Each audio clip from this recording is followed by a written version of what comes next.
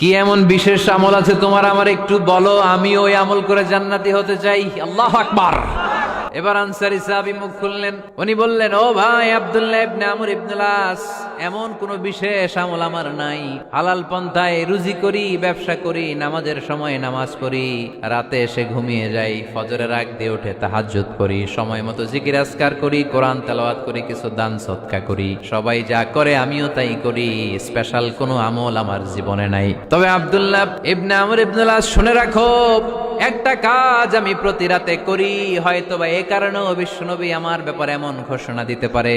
আব্দুল্লাহ বললেন, ও আনসারী সাহাবী, কি কাজ তুমি করো? এবার আনসারী সাহাবী বলতে লাগলেন, প্রতি রাতে যখন আমি আমার বিছানায় ঘুমোতে যাই, আমি কারো ব্যাপারে কোনো রাগ, কোনো হিংসা, কোনো ক্ষোভ অন্তরে নিয়ে ঘুমাতে যাই না।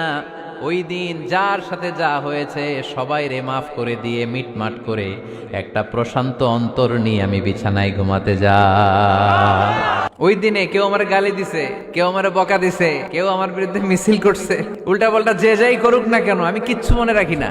আওবি ইলা ফিরাশি, আমি এমন ভাবে আমার বিছানায় যাই, ওয়ালাইসা ফি কলবি হিকদুন আলা আহাদ, এমন অবস্থায় আমি শুয়ে পড়ি যে আমার হৃদয়ে কারো ব্যাপারে, আমার হৃদয়ে কোনো ক্ষোভ নাই, কোনো হিংসা নাই, কোনো অহংকার নাই, সব রাগ ক্ষোভ ভুলে গিয়ে সবাইকে ক্ষমা করে দিয়ে আমি বিছানায় ঘুমাতে যাই।